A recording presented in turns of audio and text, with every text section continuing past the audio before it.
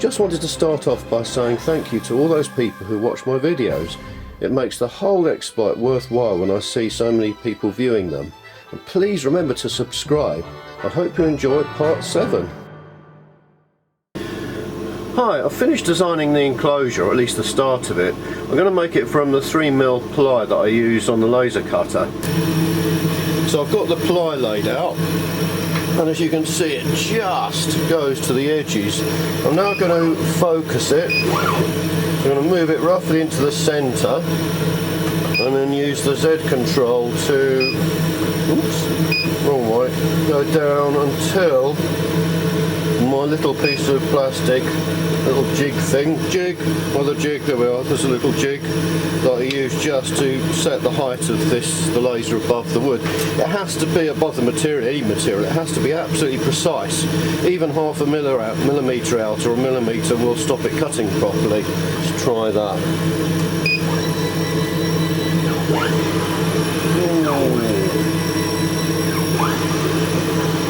So close.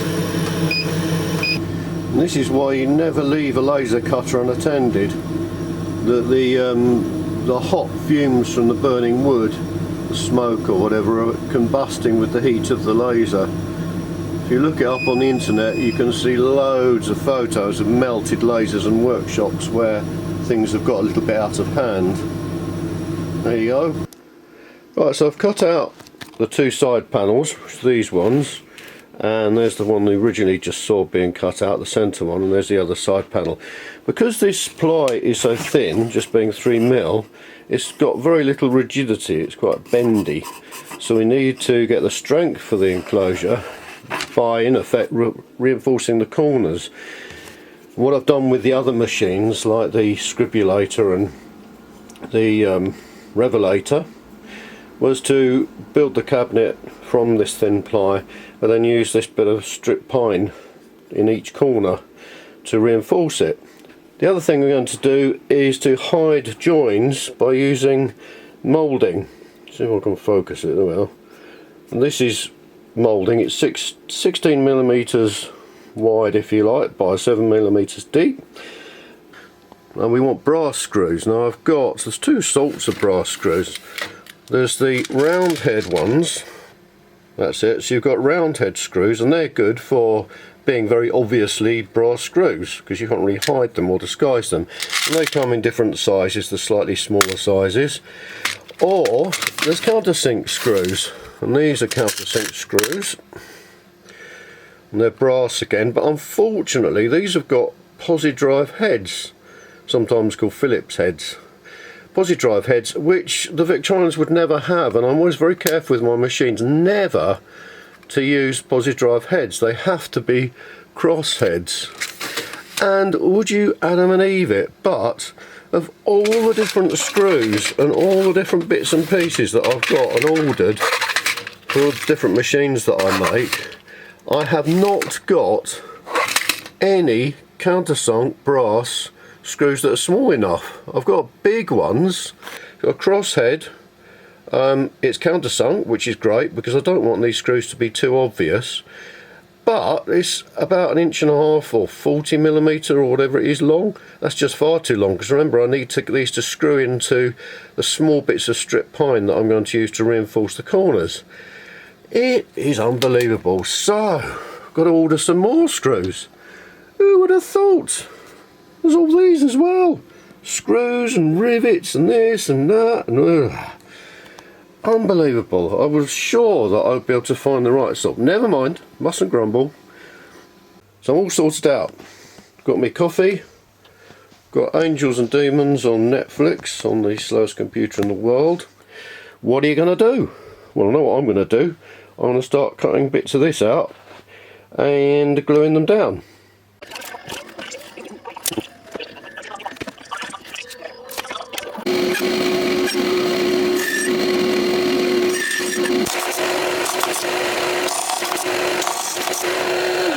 This is another bugbear. It annoys me so much. I mean, it's handy to go and get bits of wood like this, strip wood down at B&Q because it's quite close. But they insist on putting the most sticky, permanent labels on the wood, so you sort of think, oh yeah, I'll just peel it off. And in proper wood yards and proper places, things just pull off nicely. These, and this is old, so it's gone all nasty and sticky and horrible, and then it leaves a horrible sticky thing on this. I'm amazed it pulled off in one go. I know they're committed to caring about everyone and the environment and everything, but I mean, why on earth can't they pick lower tax stickers? Not everyone who goes into B&Q is a criminal intent on peeling things off and reapplying them on other ones. So there's still a bit on there.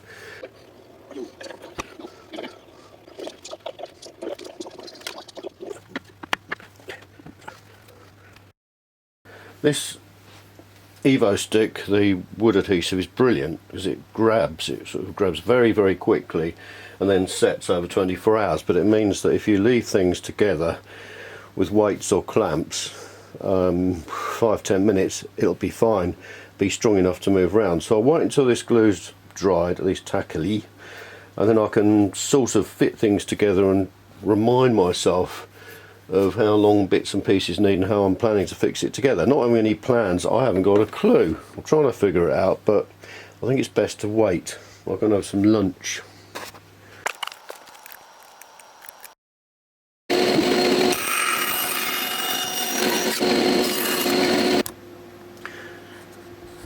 Right, I'm now ready to to screw the back on. I want to start getting this together, and in order to do that I need to keep the sides and the top at right angles to each other.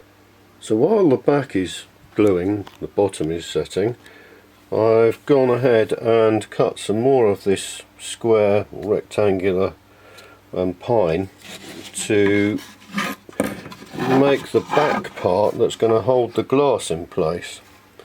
So there's 3mm cut out of the ply, and now there's this little extra 4mm section all round. And that's given this whole front rigidity. It's really now very firm, very strong. It won't bend or anything. It also gives the appearance, once this is stained and there's glass in it, gives the appearance that this has actually got depth. It's not just a little thin bit of ply.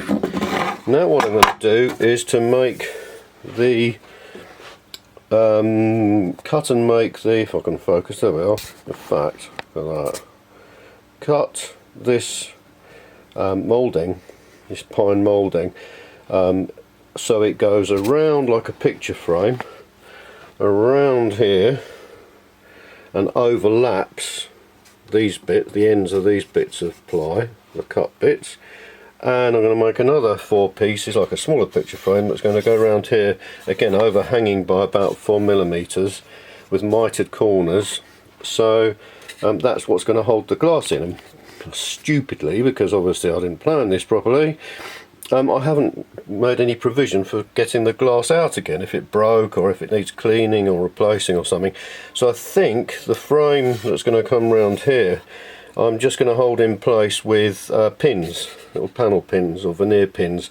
That way if I do need to get it apart, I can.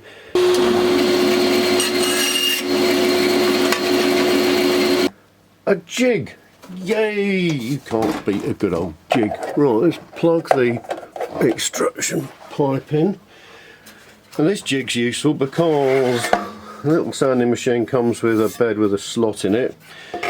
And it came with a tool that fitted in that, but it was awful. In fact, look, it's this one. Came with a funny little thing. When you put that in there, actually it's not bad. It's not very good. It's a couple of degrees movement in it. Whereas I cut a piece of plastic acrylic to exactly the right width, simply because I haven't got any mild steel. And that now slides backwards and forwards. I've got a right angle set up there, 45 degree there. So now all I need to do is to switch the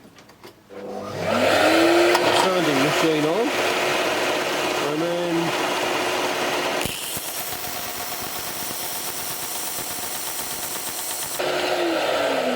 get this to a nice corner, nice mitre, sand it a little bit, there we are, get all the fluff off, then go back to the ruler and mark out accurately the other end. So let's put the pointy one, there's the pointy one at 0, then go to 3, hey, 309. That's it. Extend that with the square, and then erring on the side of caution, always give a little bit extra with mitre joints. You can always sand a little bit more off, but you can't add it on. So then we just go and sand this end.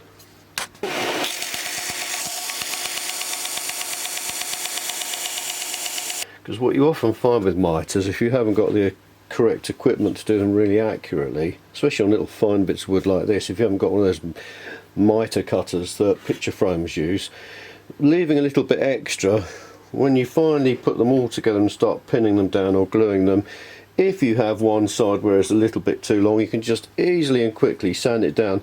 It's the easiest way I've found of doing mitre joints. I've tried all sorts of other things, but this seems to be the quickest, and I get to use yet another lovely jig. I was thinking about the frame, the mitred frame that goes round the window through which you can see the mechanisms moving, and I was thinking, rather than pinning it down, be honest, sometimes it's the best way with design. If you want it removable, make it clearly removable. So just experimented, having marked out the rest of it, and drilled a little hole through which this round head brass screw would fit, and I'm really pleased with that. I think that looked really nice. Once this is stained dark brown, dark wood, having two of these on either side I think will look great. And it also means that if I need to get it apart, or when I assemble it, it's even easier rather than pulling nails in and out and things. So I've set up and drilled the holes, 2 holes on each side, and now with a beautifully simple little jig I am drilling the holes to take the head of the screw.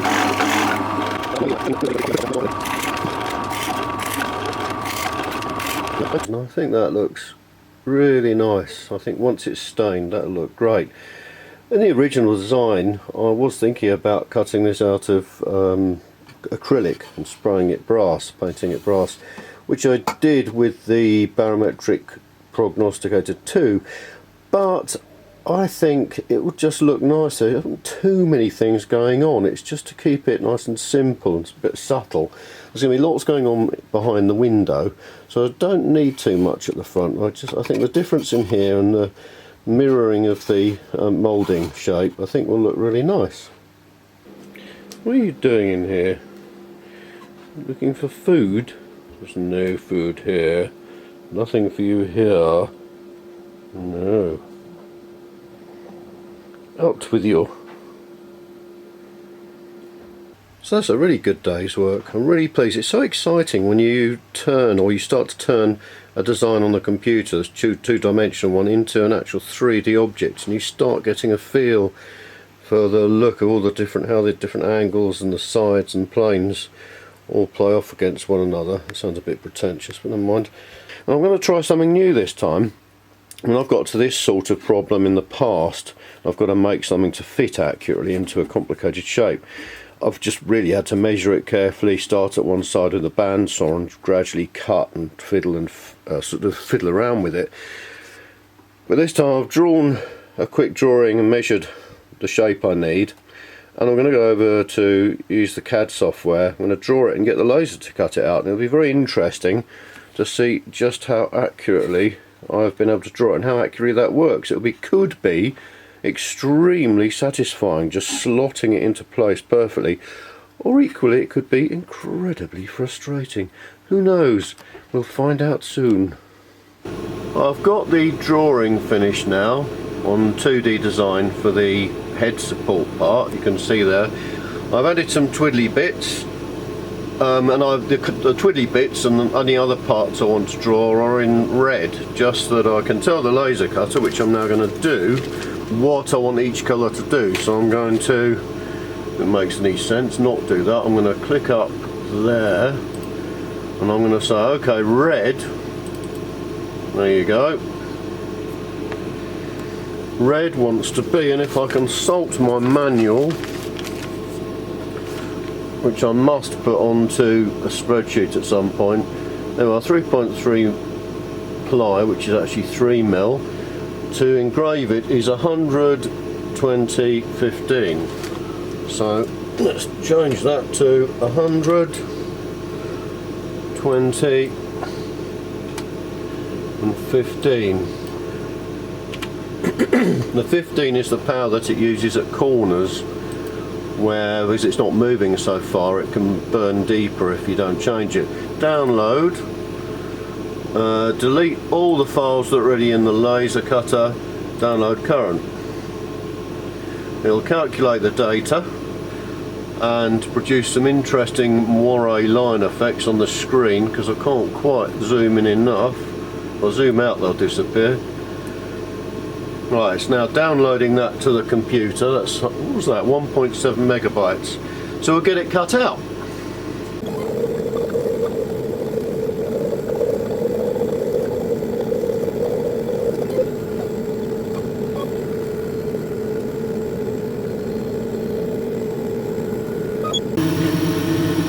There we are. The moment of truth. And I haven't checked this yet, so let's have a look. I tell you what, that's not bad at all. That's pretty good. Yeah. Obviously I'm going to have to reinforce this part because it's still wobbly, ready to support the head, but that's not bad at all. Piles of dust and dangerous flying bits of metal later. A good top tip is to drill through halfway and then turn it over, and then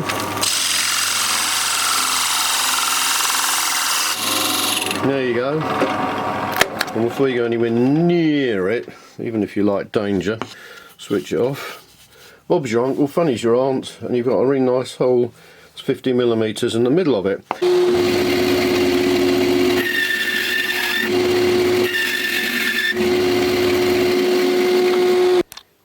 Right, nearly there for this video. I've got to stop and then edit it and turn it into a video rather than just filming more and more and more and more. I've glued, these are just weights that I'm using from a metal folding machine I bought for some other project and I haven't used since. They're quite useful though.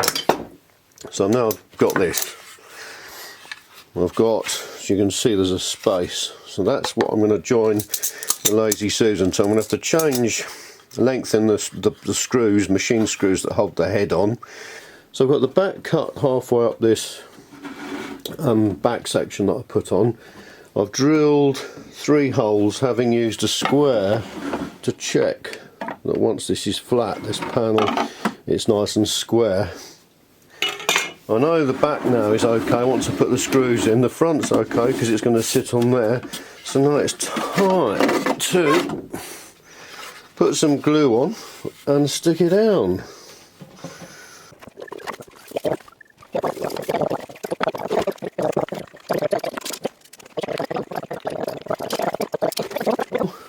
Lovely. Well, thank you very much for watching. I really have, as I say, got to stop this video now. I need to get it edited, but there's the cabinet as far as we've got. There's the hole for Florence's head. There's Florence ready to be fixed and moved over. Thanks very much for watching. Hope to see you next time.